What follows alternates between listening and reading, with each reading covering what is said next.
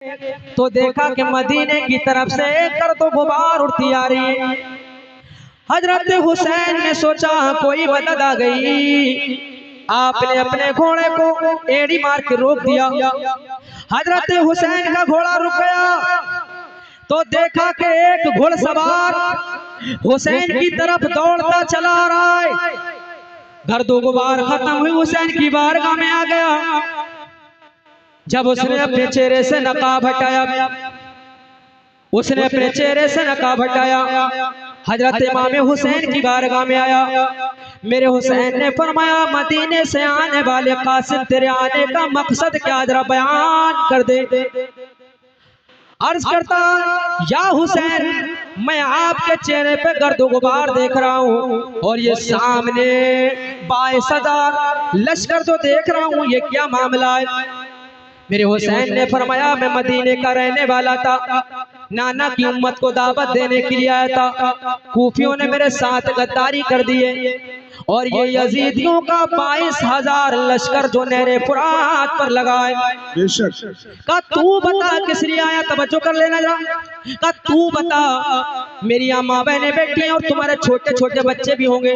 का तू बता तू किस लिए आया है। तो अर्ज करता है, हुसैन मैं मदीने का रहने वाला था, मैं मदीने के रास्ते से एक दिन गुजर के जा रहा था, तो मैं उस रास्ते से गुजरा जहाँ पर तुम्हारी एक छोटी सी बच्ची जिसका नाम सैयदा सुगरा है, वो बैठी बैठी हाय हुसैन, हाय हुसैन, हाय अब्बा पुकार रही थी। उसने मेरे दामन को पकड़ के कहा, चाचा जरा मेरी बात तो सुन लो।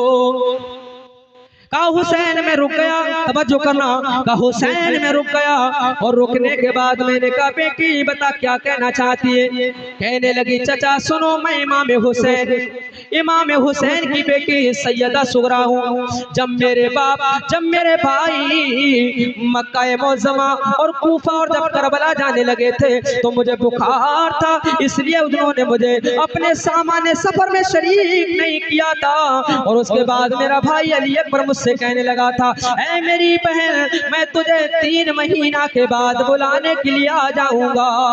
ऐ मेरे चाचा, आज 3 महीने से जायद हो गए हैं। मेरे नाना की उम्मत कभी मशरिक से मगरिब, शुमाल से जुनूब, इधर उधर होती रहती है। मदीने से भी लोग जाते हैं और करबला से और कूफा से लोग भी आते हैं, लेकिन अभी तक मेरे बाप का किसी ने पता नहीं बताया है। ऐ मेरे चाचा, अगरचे मैं बीमार हूँ, देखो मेरा मन का भी ढल चुका है, देखो मेरा जिस्म छू के देख लो, मुझे कितनी तेज बुखार है। ऐ मेरे चाचा, लेकिन मैं ये चाहती हूँ कि तुम मुझे मेरे माँ बाप से मिला दो, तुम मुझे मेरे खानदान से मिला दो, तुम मुझे मेरे भाइयों से मिला दो, मैं तुम्हारा बड़ा एहसान मानूंगी। उसके बाद अर्ज करते हैं कि ऐ इमाम हुसैन, तुम्हारी बेटी फिर घर के अंदर गई और जाने के बाद कहने लगी, ऐ चाचा, अगर आज तुम मुझे मेरे बाबा के पास लेकर चले गए तो एक छोटी सी पोटी लेकर आई, उसमें क्या देखते हैं, छोटे छोटे कपड़े हैं। कहने लगी, सुनो, उसमें से उसने एक चादर का टुकड़ा निकाला और निकालने के बाद कहने लगी, ऐ चाचा लो, मेरे पास मालो जेवर तो नहीं है, मेरे पास खजाना तो नहीं है, मेरे पास दिरहम दीनार तो नहीं है, लेकिन मेरे पास सुनो, ये एक चादर का टुकड़ा है और इस चादर के टुकड़े को तुम कोई मामूली टुकड़ा ना समझना, इसलिए जो सैयदा तैयबा ताहिरा पाकीज़ा खातून जन्नत की चादर का टुकड़ा है, ये वो चादर का टुकड़ा है जो हजरत फातिमा की चादर थी।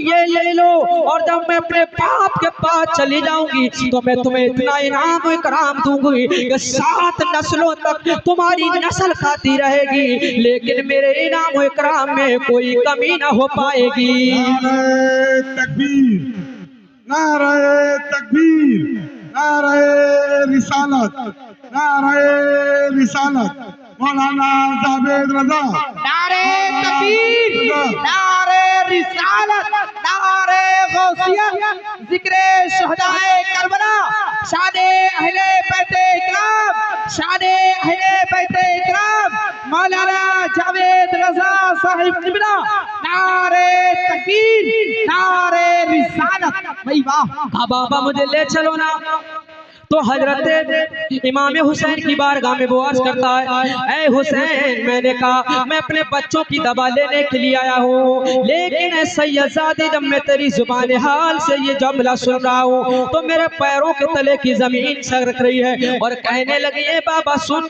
ए चाचा सुन, तू मुझे अपने ऊँट पे बिठा कर ले जा। तो कहा, मैंने कहा बेटी, मेरे ऊँट पर कजावा नहीं है और तू नंगी पीठ पर नहीं बैठ सकती और इतना तवील सफर है, तू बर्दाश्त नहीं कर सकती। तो उसने मेरे हाथ को पकड़ के कहा, चाचा तुम कहते हो कि कजावा मेरे ऊँट पर नहीं है, तू नंगी पीठ पे नहीं बैठ सकती है। ऐ मेरे चाचा, अरे तुम मुझे अपनी गोद में ना बिठाना, तुम मुझे अपने ऊँट पे ना बिठाना, तुम मुझे अपने घोड़े पे ना बिठाना, बल्कि मैं तुम्हारे घोड़े की, तुम्हारे ऊँट की लगाम को पकड़ लूंगी और अगले अगले बहादुरी की तरह चलती रहूंगी। ऐ मेरे चाचा, मैं अपने बाप दादे और अपने भाई बहन के मुलाकात करने के लिए मैं पहाड़ों से टकरा जाऊंगी, समंदरों से टकरा जाऊंगी, तुमसे रास्ते में न खाना मांगूंगी, तुमसे रास्ते में न पानी मांगूंगी। ऐ मेरे चाचा, मुझे ले चलो। हजरत इमाम हुसैन की बारगाह में वो अर्ज करता, कासिद, ऐ हुसैन, मुझे तुम्हारी बेटी का ख्याल आ गया। मैं फौरन दौड़ कर अपने घर गया, मैंने बच्चों को जो दवाई ला के दी थी वो मैंने दे दी और उसके बाद जब मैं वापस आया मैंने तुम्हारी बेटी का ये खत ले लिया है और फिर तुम्हारी बेटी ने ये पोथी मुझे दी थी और कहा था कि इसमें मैंने अपने भैया अली असगर के लिए कपड़े सिले हैं, मैंने इसमें अपने भैया अली अकबर के लिए कपड़े सिले हैं, मैंने इसमें हजरत ज़ैनब अपनी फूफी के लिए कुछ सामान रखा है, इसमें मैंने अपनी माँ के लिए कुछ रखा हैगा और हजरत मासूम अली असगर जो मेरा छोटा सा भैया है जो 6 महीने का है, अब तो वो काफी बड़ा हो गया होगा, उसके लिए मैंने खिलौना खरीद के रखे हैं। ऐ मेरे चाचा, जरा तुम मुझे वहां तक ले चलो और मैं जब वहां पहुंच जाऊंगी तो मैं कहूंगी, ऐ फूफी ज़ैनब, तू तो अली अकबर से बतला रही थी, तू तो ज़ैनुल आबिदीन से बतला रही थी और मुझे तन्हे तन्हा वहां छोड़ाई थी। माँ से कहूंगी, तेरा दिल बहलाने के लिए नन्ना अली असगर था, तेरा दिल बहलाने के लिए अली अकबर था, तेरा दिल बहलाने के लिए ज़ैनुल आबिदीन अली औसत था, लेकिन माँ तू मदीना में मुझे अकेला छोड़े आई थी। माँ का यही फर्ज होता है। अली अकबर के दामन को पकड़ कर कहूंगी, दुनिया में भैया ऐसे होते हैं जो बहन से वादा कर लेते हैं और फिर उससे वफा भी नहीं करते हैं। इतना कहने लगी, जब इतना कहा तो इमाम हुसैन ने उस पोटली को खोल के देखा था और उस खत को खोल के देखा था, उसकी पहले पन्ने पे लिख रहा था, उसकी पहली लाइन पे लिख रहा था, ऐ मेरे बाप हुसैन, तुम्हारी बेटी सैयदा सुगरा पूरी रात मदीने में नहीं सोती है, तुम्हें याद करती रहती है और मेरा भैया अली अकबर जो मुझसे वादा करके गया था वो अभी तक क्यों नहीं आया है, और जो मैंने पोटली भेजी है इसमें नन्हे मासूम अली असगर के लिए मैंने कपड़े सिले हैं, उसको पहना देना। कसम खुदा की, जैसे ही मेरे हुसैन ने ये खत पढ़ा था आंखों से आंसू निकलने लगे थे और जो खत जो था वो सीने से और उसे मुंह से चूमने के बाद में कहा था, ऐ बेटी सुगरा, जिस अली अकबर के लिए तूने कपड़े भेजे हैं वो अली असगर अब इस दुनिया में बाकी नहीं रहा हैगा, जिस कासिम के लिए तूने मामला भेजा था वो कासिम इस दुनिया में बाकी नहीं है, जिस नन्हे मासूम अली असगर के लिए तूने खिलौने भेजे थे वो नन्हा मासूम अली असगर अब इस दुनिया में बाकी नहीं रहा है। फिर मेरा हुसैन अंदर जाता खेमे के अंदर और जाने के बाद जो कपड़ों की पोटली और खिलौने की पोटली थी मेरा हुसैन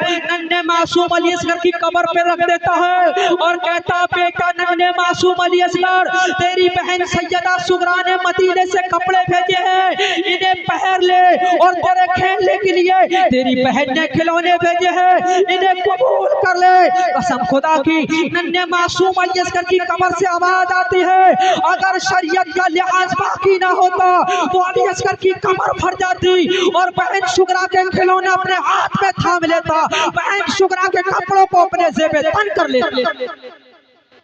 शरीयत का लिहाज है, शरीयत का लिहाज। हाय हाय, ये हुसैन का बेटा अली असगर है और वो बेटी हजरत सैयदा सुगरा है जिसने खत भेजा है, इसने पोटली भेजी है। एक तरफ 56 साल का मेरा हुसैन है, आए है हुसैन की बहादुरी देखो। उसके बाद एक खत हजरत इमाम हुसैन ने फौरन अपने कलम को उठाया और लिखा और कहा कि कासिद, तेरा शुक्रिया कि तू ऐसे हालात में मेरी बेटी का खत लेकर आया है कि मैं जब अपने नाना की अमानत सौंपने के लिए जा रहा हूँ, जब मैं अपने नाना की वफादारी का सजदा अदा करने के लिए जा रहा हूँ, कल ले एक खत लिखा और उस खत में हजरत सैयदा सुगरा के लिए सब कुछ बता दिया और फिर उसको कहा तू जल्दी यहाँ से रवा दबा हो जा, इसलिए कि अगर यजीदी भेड़ियों ने तुझे देख लिया तो जिंदा ना जाने देंगे। मेरी आखिरी ख्वाहिश है कि हुसैन के हयात होते होते मेरा यह खत मेरी बेटी सुगरा तक पहुंच जाए। बाप की सूरत नहीं देखी है लेकिन खत देख लेगी तो तुझे तस्कीन हासिल हो जाएगी।